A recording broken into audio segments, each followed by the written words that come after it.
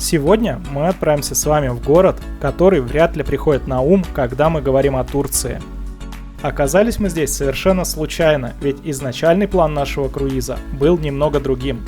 Зато такая случайность позволила познакомиться нам с этим городом. И теперь мы можем показать вам его таким, каким увидели своими глазами. Итак, Измир – мегаполис на Эгейском побережье Турции. Вряд ли многие слышали про этот город, и уж тем более немногие его видели. Ну что ж, тем более интересно. Начинаем наше знакомство с Измиром. Первое и самое яркое впечатление, когда стоишь и смотришь на этот город с палубы лайнера, сразу бросается в глаза масштаб этого мегаполиса. При этом подход даже по воде занимает довольно значительное время, ведь город находится внутри большой бухты. И бухта эта врезается в городские постройки, такое ощущение, что это центральная магистраль, ведь город напрямую связан с морем. Это совершенно точно не камерный курортный поселок, а огромный, кипящий жизнью мегаполис, который буквально вырос из воды и уходит на склоны холмов. С моря город выглядит ультрасовременным. Строгие линии высоток и бесконечная набережная, а также множество кораблей по пути в бухте. Все-таки интересно наблюдать, как меняется пейзаж по мере приближения. Сначала Измир кажется единым плотным массивом из разнообразных зданий. Но чем ближе мы подходим к центру, тем больше деталей начинает появляться. Начинаешь различать движение на дорогах, прибрежные скверы, пешеходов и постепенно проявляющийся силуэт этого города и порта, который нас ждет далее. Ну а пока мы медленно маневрируем, самое время вспомнить, куда именно нас занесло. Ведь Измир – это город с колоссальной историей. В древности он назывался Смирной и был одним из важнейших центров античного мира. За тысячи лет здесь были все – и греки, и римляне, и византийцы, ну а чуть позже Османская империя и ныне Турция. Как вы могли заметить, Измир расположен в довольно глубокой защищенной бухте. Ну и соответственно он всегда был главным торговым узлом Эгейского моря. Торговля тут не утихала никогда, и современное время не стало исключением. Это главный порт Турции. Возможно, после Стамбула. Кстати, именно благодаря порту Измир всегда был самым европейским и открытым городом страны. Сегодня эта огромная гавань впечатляет своими масштабами. Мимо нас проплывает все, от кораблей береговой охраны до городских паромов. В принципе, движение здесь такое же плотное, как и в Стамбуле. Мы, кстати, были там и проплыли по Босфору. Видео есть на канале. Возвращаясь же к теме истории этого города, конечно же, в такой порт приплывали купцы со всего Средиземноморья. Но привозили они не только товары, но и свой образ жизни и культуру. И таким образом здесь сформировался свой особенный измирский характер, немного более свободный и расслабленный, чем в остальной Турции. Даже есть такой интересный факт, что в османские времена за Измиром закрепилось прозвище Гяур-Измир, то есть неверный Измир. А все потому, что большую часть жителей тогда составляли христиане, греки, армяне, европейские купцы. Из-за такого культурного микса город всегда жил по своим, куда более свободным и светским правилам. Собственно, за это он однажды и поплатился. К сожалению, у этого города есть очень трагичная страница истории, которая связана с событиями 1922 года. В конце Второй греко-турецкой войны город пережил настоящую катастрофу. Я не буду в подробностях рассказывать в развлекательном видео события тех лет, но не упомянуть о них я не имел права. Тем не менее, хочется сказать, что события начала 20 века вообще во многих странах были трагичными и даже катастрофичными, но времена меняются, и теперь Измир, несмотря на события прошлого, все еще сохранил свою душу и, самое главное, свое отличие от других городов Турции. И знаете, этот дух независимости и прогрессивности, он никуда не делся. Местный характер чувствуется здесь до сих пор, и вы его увидите, когда мы будем бродить по улицам города. Ну а тем временем мы все ближе движемся к порту. Сам процесс захода такого большого лайнера в гавань – это отдельное зрелище. Корабль идет очень медленно, плавно, почти бесшумно, а вокруг снуют буксиры. За это время успеваешь рассмотреть город со всех возможных ракурсов. Ну и, конечно же, сам порт, который совершенно не замечает, что к нему идет большой туристический лайнер. Ведь порт живет по своим правилам, и до туристов ему все равно.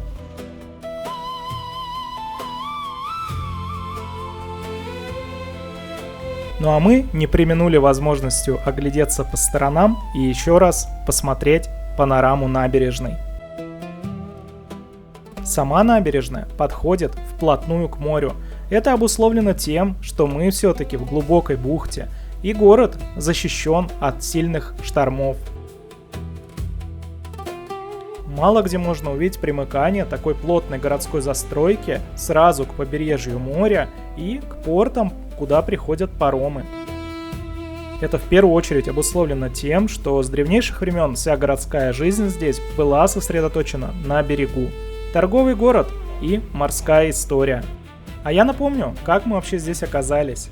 Это был круиз на лайнере Астория Гранде. Мы вышли из Сочи, проплыли до Стамбула, посетили Кушадасы, посмотрели Бодрум. И вот теперь мы в Измире. На самом деле, как я сказал ранее, план был немного другой. Мы должны были добраться до Мармариса, но в пути произошла замена порта. Такое бывает по разным причинам, и вот в нашем случае мы оказались в Измире. Честно говоря, сначала мы были не особо довольны таким раскладом. Но спустя какое-то время эмоции подугасли, и мы решили, а когда еще мы оказались бы в Измире, а самое главное, зачем? Ну вот теперь вы смотрите видео, и мы можем показать вам этот удивительный город, который мы вряд ли бы посетили в другом случае. Кстати, напишите в комментариях, были ли вы в Измире или, может быть, хотели посетить этот город. Ну а также хотелось бы узнать ваше впечатление. Если вы его никогда не видели, то после этого видео захотели бы вы его посетить? Ну а я могу предложить досмотреть это видео, чтобы составить первоначальное впечатление о городе. Может быть, он вас зацепит. Нам он на самом деле сильно понравился и очень удивил. Такое на самом деле бывает, когда от города не ждешь совершенно ничего. Мы не планировали сюда добираться, мы ничего не читали об Измире, но знали только общую информацию. И в итоге оказалось, что так даже лучше и интереснее. Приключения, если хотите. Ну а мы тем временем начинаем двигаться к швартовке, и в этом нам помогают, конечно же, турецкие буксиры и их команда, которая, я уверен, помогла ни одному сухогрузу зайти в этот порт. Что им круизный лайнер? А оглядываясь назад, мы можем с вами увидеть полную панораму бухты, по которой только что шли. При этом, мне кажется, несколько часов заняло прохождение от открытого Эгейского моря через эту бухту, по крайней мере медленным ходом. В Измире мы были один день, до вечера, и после наступления темноты также выходили через бухту. При этом огни города долгое время сопровождали нас в пути, поэтому, я думаю, несколько часов. Ну а мы пришвартовались, и пока нам не давали высадку, мы с интересом наблюдали за работой порта, которая не останавливалась ни на минуту. Здесь фактически не замечали присутствие огромного круизного лайнера. Кто-то загружал цемент, кто-то разгружал сухогрузы. Все заняты своим делом. Основной заработок Измира – это торговый порт, и никак не туристы. И в этом случае тем более выглядит удивительная ситуация, при которой мы оказались тут. Кстати, мы часто видели корабли со знакомыми и вполне себе понятными названиями. Естественно, Измир удивлял своими размерами, и это ощущение не отпускало ни на минуту. Разглядывать удаленные районы города с моря можно было фактически весь день. Можно предположить, как рос этот город. Скорее всего, сначала тут был конгломерат небольших независимых поселков и городков, которые впоследствии разрослись, ну и были поглощены Измиром. Доминантой любого района является мечеть, вокруг нее уже концентрируется жилая застройка. Ну а уже только далее можно увидеть какую-то промышленную архитектуру, либо портовые сооружения. При этом крупные турецкие города, по логике, всегда очень похожи на Стамбул. Но тут в целом тоже все объяснимо, потому что Стамбул не только для Турции, но и для мира город, которому равных, безусловно, нет. Долгое время, кроме самого прохода по бухте, у нас также заняла сама швартовка в порту. Но команда уже подоспела и наконец-то накидывает узлы. Кстати, ребята очень интересные. Пока они нас ждали, мы видели, как они занимаются отжиманиями. Вот так вот, физкультура и труд, и все одновременно. Естественно, сам порт работу не останавливает, и он в первую очередь не туристический причал, а промышленный объект. И вот, наконец-то, мы сходим с корабля, и тут нас встречают сразу же остатки былой роскоши прошлого. Так, мы прибыли в порт города Измир. Это третий по численности город Турции после Стамбула и Анкары. И второй крупнейший порт. Как вы могли видеть в самом начале, порт довольно большой, в принципе, бухта обширная, город промышленный. Посмотрим, насколько он будет интересен нам, как туристам. Идем гулять по городу. Сходим на берег, минуем портовый терминал, и буквально через несколько минут мы оказываемся в эпицентре городской жизни. Мы вышли на улицу Кебриз Шахитлери. Это главная пешеходная артерия квартала Ал-Санджак и, по сути, местный аналог пешеходных улиц в крупных европейских городах. Ал-Санджак, в свою очередь, самый оживленный, престижный и европеизированный квартал в центральном районе Канак, Измира. Очень круто просто идти и рассматривать детали. Архитектура здесь классный микс. Где-то мелькают старые европейские фасады, оставшиеся с прошлых веков, а где-то вполне себе современный модерн. Но главное – это атмосфера. Мы не стали зажимать себя в рамки какой-то строгой гид-программы, а просто сворачивали в небольшие переулки, отходящие от главной улицы, и не прогадали. Буквально шаг в сторону, и шум суетливой улицы сменяется тихими кварталами. Казалось бы, центральная пешеходная улица в исторической части города, в престижном районе. Но здесь, чуть-чуть отойдя в сторону, можно увидеть совершенно пустые переулки, где, казалось бы, проживают и гуляют только местные. А вокруг можно наблюдать как проявления глубокой истории города, так и современные проявления искусства. При этом Измир сразу же дает твердо понять, что впечатлять он никого не собирается. Он просто показывает себя таким, какой он есть. Как правило, город здесь – это не открыточная картинка. Да, Измир умеет быть красивым, и мы далее это увидим. Но в целом город просто живет и развивается в соответствии с потребностями его жителей. Тем не менее, вам все равно удастся найти уютные квартальчики в окрестностях, где вы можете просто прогуляться, насладиться фасадами, балкончиками, сделать фотографии и просто провести время. В нашем случае же еще наложило впечатление то, что мы прибыли с моря. Сначала вы спокойно заходите через красивейшую бухту, а потом попадаете в пучину событий. Сразу же видите нагромождение различной архитектуры разных эпох, вывески, кафешки, магазинчики, строения, людей, и это все выводит из колеи. Но потом, наконец, приходит осознание, что город живой. Он в первую очередь для своих жителей, а не для туристов. Он развивается, он торгует, он отдыхает и работает. Он насыщен всем, и именно поэтому Измир не похож на туристические города. Это настоящий город, а не открыточные фасады. И нам просто было интересно продвигаться вглубь города. Мы наблюдали за людьми, проходящими мимо, смотрели, как сменяют друг друга кварталы, смотрели, как в кафе на улицах, которые тут повсеместно сидят местные и о чем-то разговаривают. Наблюдали все эти магазинчики, наблюдали машины, которые ездят вокруг. Здесь постоянная жизнь. И это неудивительно, ведь в городе живет 5 миллионов жителей, а в окрестностях и того больше. Сами посудите, город-мегаполис. И это был самый большой контраст после того, как мы посетили маленькие курортные города Кушадасы и Бодрум.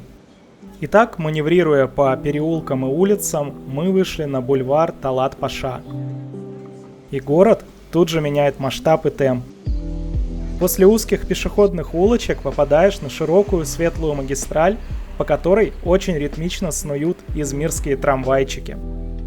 Трамвайная линия здесь выглядит невероятно стильно и аккуратно. Она проложена прямо вдоль улицы, придавая Измиру еще больше европейского лоска. И вот это сочетание простоты и открытости, а также современности и культурного наследия города – это его основная фишка. По пути успеваем взглянуть на элегантные витрины. Что касается самого бульвара Талат-Паша, то место это очень атмосферное. С одной стороны активный поток автомобилей, с другой – широкие тротуары, общественная жизнь и аккуратно подстриженные деревья. А вот, кстати, еще один трамвай проносится мимо. Трамвайная система в Измире – это не просто удобный транспорт, а настоящая визитная карточка. Линии абсолютно новые, поезда ходят бесшумно и очень часто.